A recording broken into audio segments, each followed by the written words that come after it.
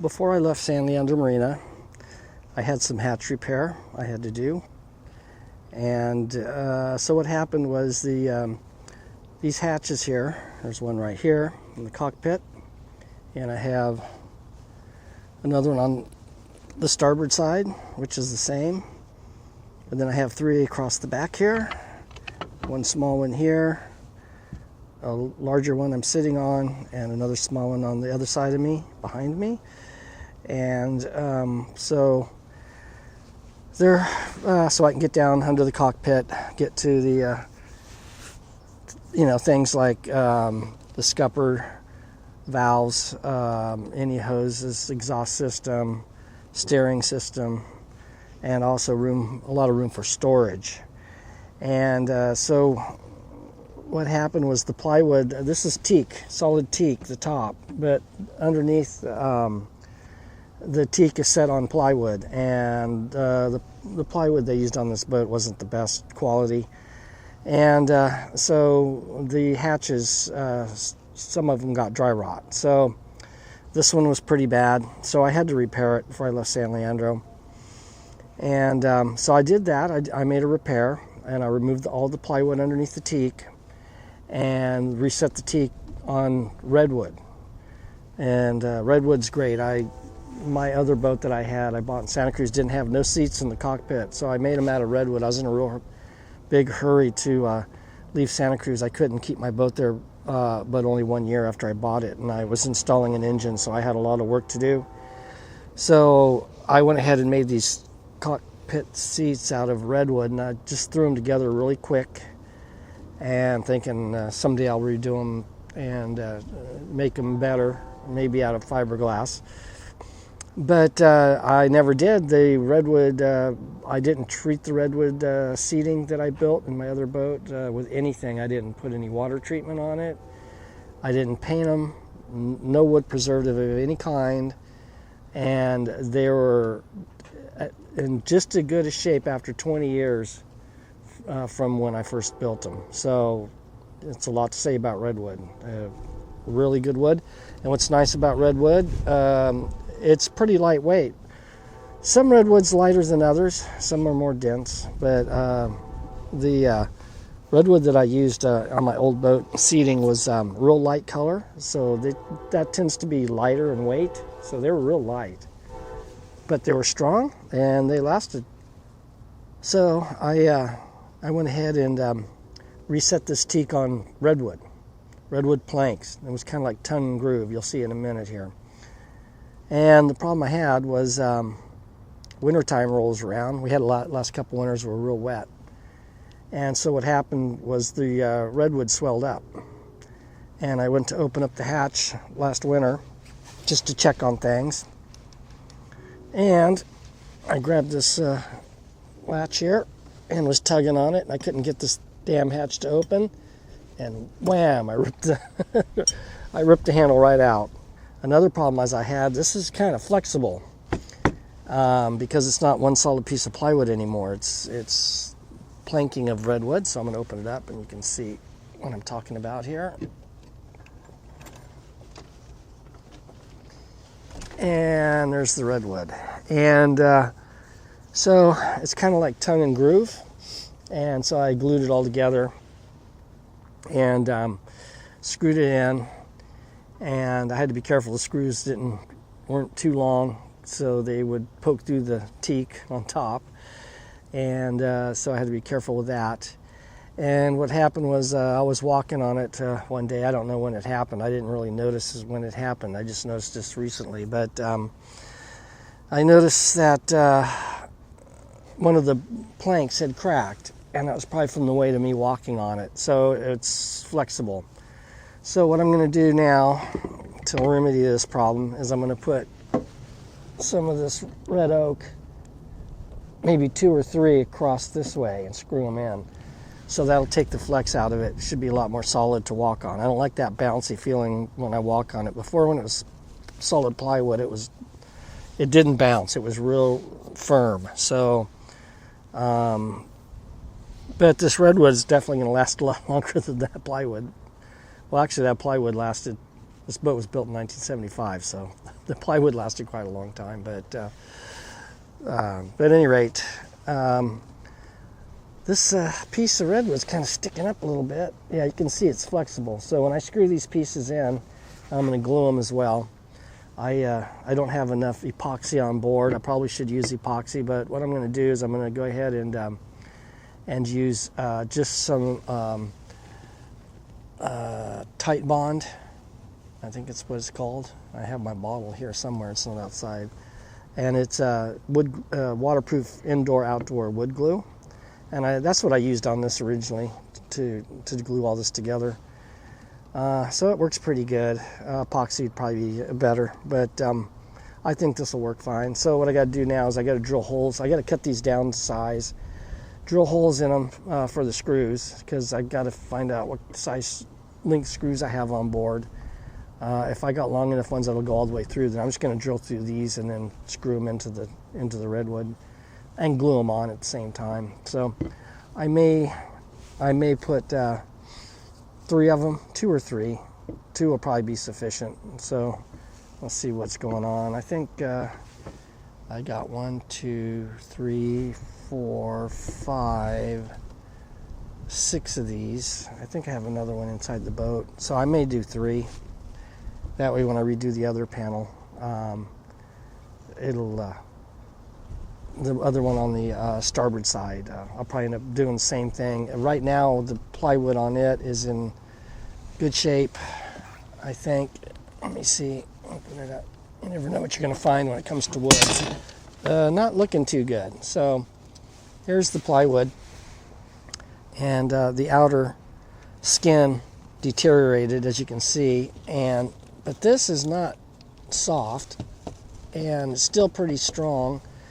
So eventually I'll have to probably redo this as well. Doesn't look too good, but it's fine for right now. It's strong enough, and so that's what I've been doing here. And always something in the way. Let's see.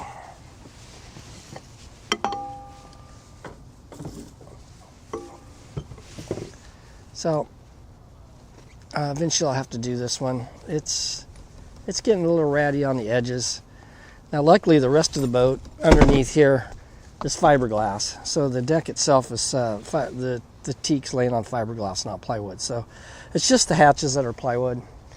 And this boat was built in 1975 and nothing lasts forever. So I redid this hatch in San Leandro. And so this one turned out pretty good. Doesn't look too bad.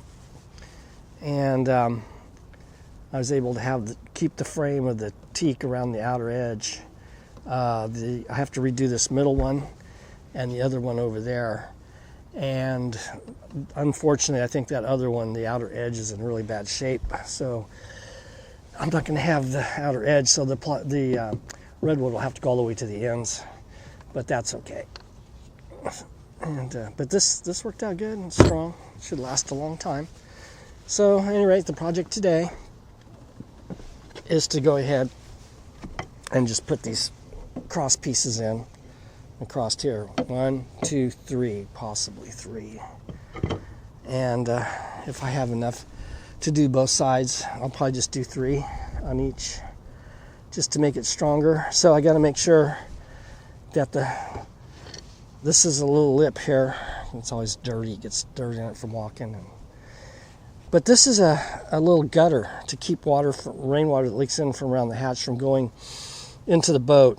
Some of it does. It's no big deal. It's fiberglass boating and hurt anything. It'll go down. Water will go down the bilge and get pumped out by the bilge pump. But it does have tubing, and I don't know if you can see it down under there.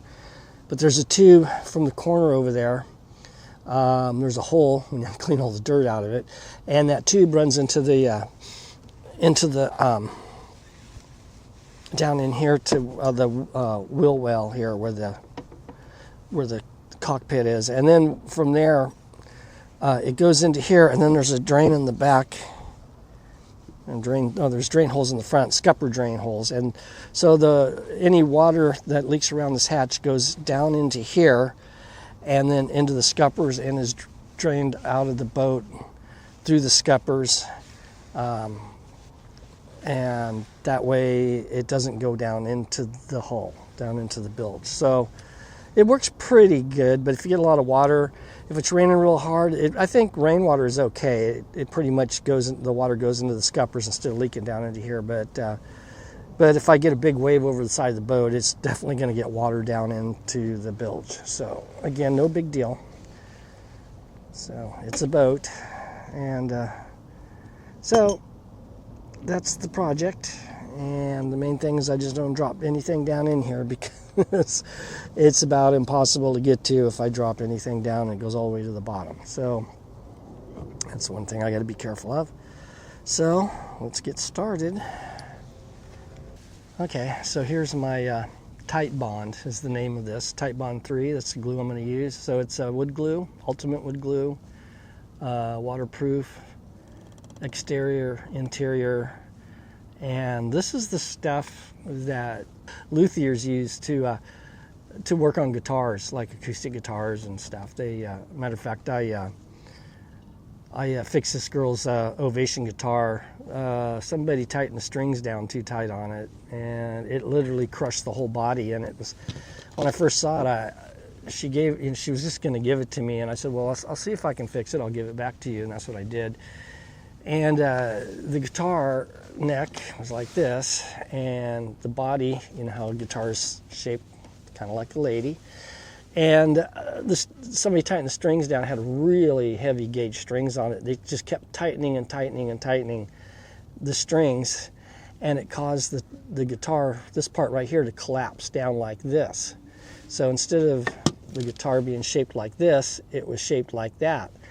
And it was heart-shaped. And I'm looking at this guitar and I'm thinking, I'd never seen an Ovation guitar shaped like a heart until I realized what had happened. And the neck was broken in 3 places. It was still attached. And so what I did was I just made a special tool and used wood like this. Matter of fact, I think I used some of this exact same stuff, and which is red oak, same size. And I made this special thing that sat up on the top on each side and went all the way taller than the top of the neck, up where the tuning pegs are.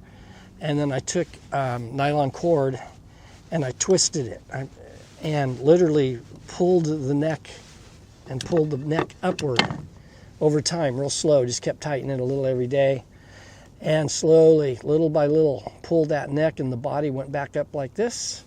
And the soundboard had a crack all the way down it, one side, and it was uneven. And so I was able to stretch the neck back up, fix the crack in the soundboard. Unfortunately, I couldn't get it totally flush. It was just impossible. I was afraid I was going to bust the whole soundboard, because I had to put a lot of pressure on it. And then I went ahead and once I got it all done, I had to change the nut at the top of the neck, where the end of the fretboard and the tuning pegs are up here.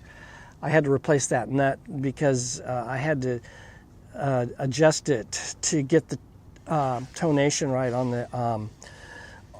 the frets. The frets are they have to be real accurate before your guitar's going to be in tune all the way up and down the neck. And when I started on this project, I figured that was going to be the problem. I'll never get this guitar to have good intonation because of the the neck had been squished and moved out of position to where it's supposed to be. And so I once I got it all done, and I fiddled with it, both with the bridge and the nut on each side. So those are kind of like the bridges that the strings go over, that hold them above the fretboard. And I just it took quite a bit of work, but I literally got the guitar was totally in tune all the way up and down the fretboard. I couldn't believe it, and so I just gave it back to her. And so I don't know how it is now. She moved away, and I don't know if she still has it. But I kept it for a couple weeks and kept it tuned up, and the tuning stayed put, and it worked good. So, at any rate, this is the glue that luthiers use to work on guitars, and so it's called Tight Bond. And it's just wood glue, but real good quality. So now the next thing I got to do is I have to measure across where that gutter is in the hatch opening, just to make sure I don't get these in the wrong place. Now I'm gonna have to measure across here, and I noticed that these gutters, they kind of tilt in a little bit, so they're wider at the top and narrower at the bottom, and I need to make sure that these are going to fit down in between here when I close them. And so they have to be a little smaller. And then again, I'm probably going to have to go around and use my I got this little tiny belt sander, and sand around this and make the hatch a little smaller. So when it swells up in the wintertime, it's not going to get stuck down in here again like it did. And I got to make sure that these are a little shorter than these gutters so they don't swell up and get stuck. One good thing is this is a hardwood, and hardwood doesn't tend to swell up as much when it gets wet as softer woods. Softer woods soak up the water like a sponge. So I'm going to go ahead and measure across here. Try not to drop my tape measure down in there.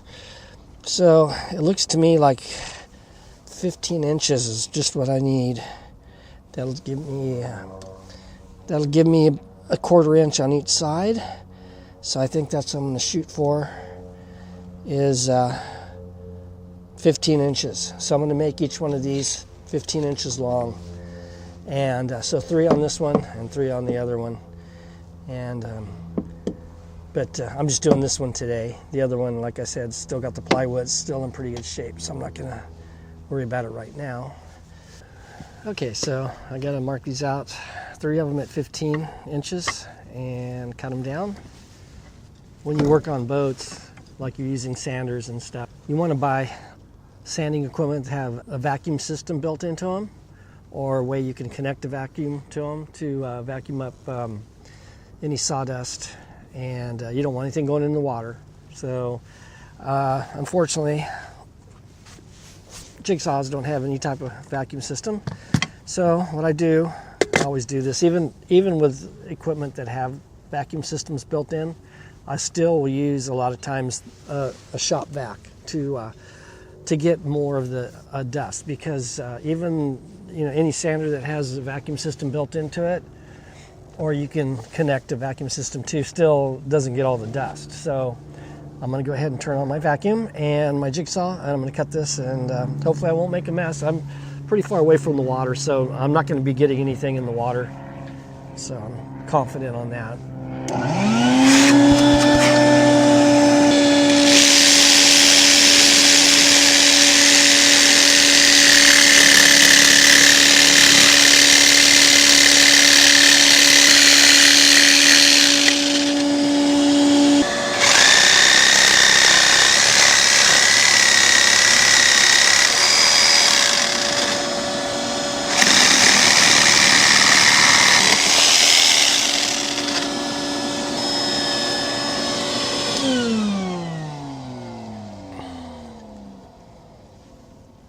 Okay, and very little dust. It got vacuum got most of it, and just a little bit right here. That was it. So that was good.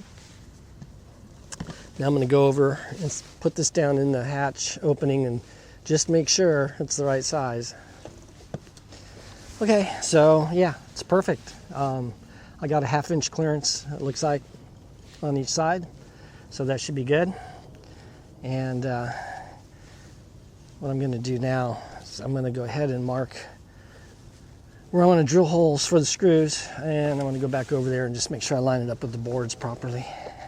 Okay, so I went ahead and there's 4 planks, 1, 2, 3, 4, and so I got 1 screw in each plank. So I just kind of went in the center of each plank, so I marked them. So that's where I'm going to drill holes for the screws to go. And so the screws got to go through here. And the hatch with the redwood and the teak top is almost an inch thick. So I can't go over an inch. Actually, I got to go less than an inch. Probably, we'll see what kind of screws I got here. And I might have to make bigger holes here and countersink the screws if they're not long enough. Let's see what I got. So I'm going to need 16 screws. Hopefully I'll have them. Yeah, I got them. Okay, I got plenty of long screws, so I'll still have to countersink them because they're still not long enough. Okay, now I'm going to cut down these other 2 boards. So I got 3 of them, all the same size.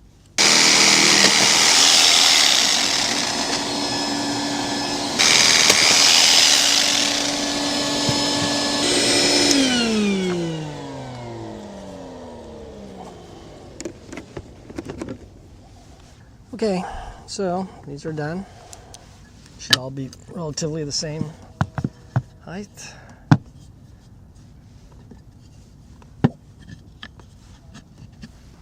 Good. So I'm going to start with this one I marked first, and I'm going to drill holes for the screws. I got it marked.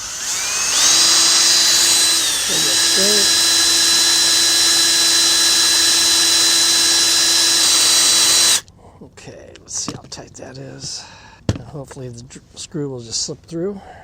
Yep, that's what I want right there. Okay, so now I'm going to go ahead and drill out all 4 of these.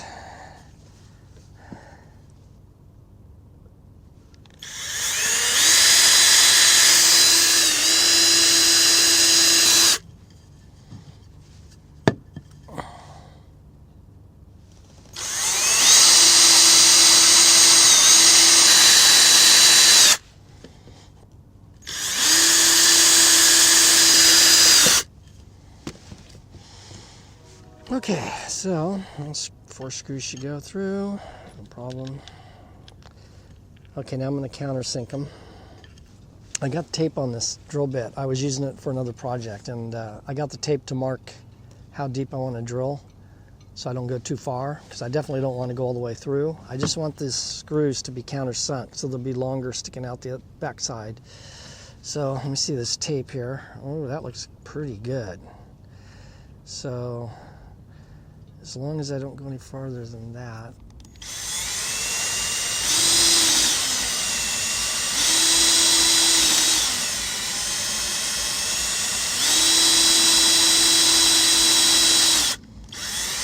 Okay, so that creates a hole for the head, screwdriver head to go into.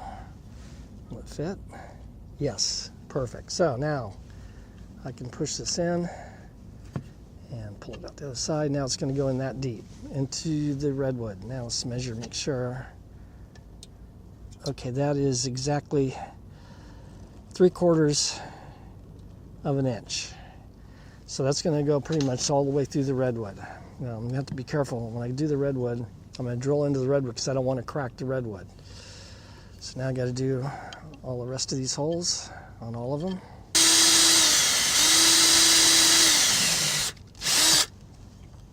So I'm going to clean the wood a little bit here with just some rubbing alcohol. I want something that's going to evaporate quick. So I just want to clean right here.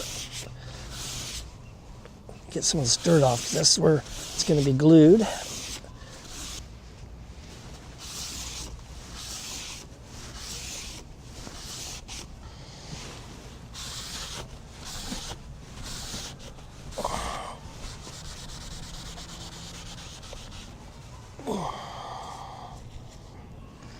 Okay, so now this just gets centered.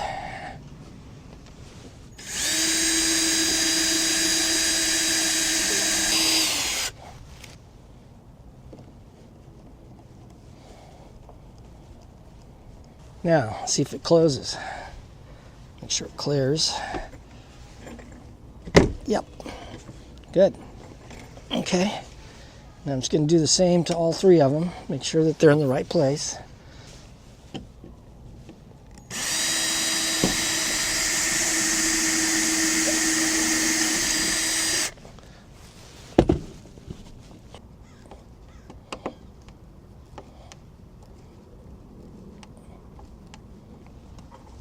Okay, so the reason I did it like that was I wanted to make sure that they're in the right place before I start putting glue on. I'm going to go ahead and get the glue going on them. So I'm just going to put some glue down the middle here a little bit.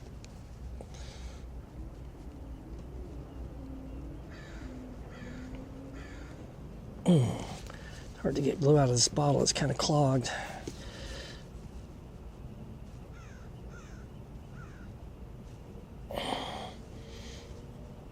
Go down to right about here.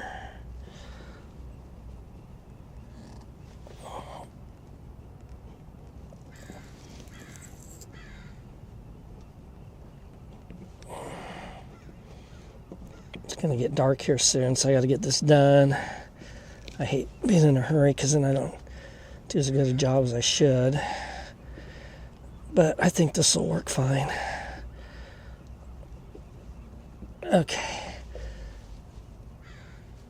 So I got glue on both surfaces. So I got glue on here and glue down the middle. So I'm just going to live with it. Put this in the hole that's over to the side there that I did. And screw the top one in, and then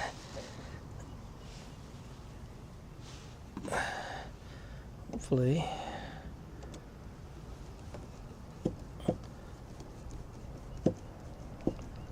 okay, getting a little squeeze out over here. It's all right. Cleans up with water.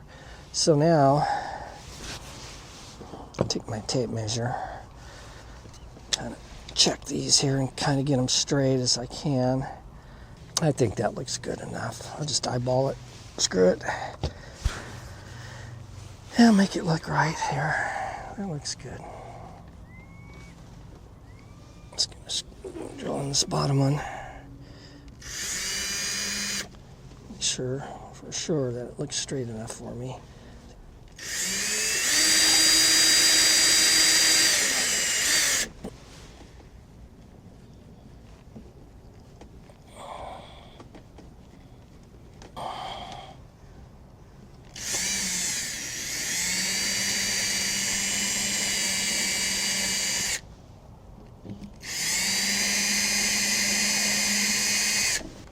Now I could use my drill to screw these screws in, but I don't like doing that because it's easy to go too far and then strip the wood out so the screw doesn't bite in tight. So I just like doing it by hand. And when you use wood glue, you want to clamp what you're gluing really tight. If you use epoxy, you don't have to do that. It's not good, actually not good to clamp epoxy too tight because you'll squeeze all the epoxy out, but with wood glue, it really needs to be clamped tight. And this is waterproof wood glue, so it should be okay. I wished I would have done this when I first built these. Then I wouldn't have this crack here. This crack from when I stepped on it, it cracked. And it felt springy. I didn't like that springy feel, so this should make it feel a lot tighter. So now I just got to do the same thing to the other two. Sound good and tight. Should make a big difference. I'm not going to walk on it until the glue's dried, so I'm going to give it time for the glue to dry. So basically that's it. All I have to do is the other two, just like I did the middle one, and I'll be done. Then I got to put the handle on. But I'm not going to do the handle tonight because it's getting late. So if you found this video to be helpful or entertaining, please like and subscribe.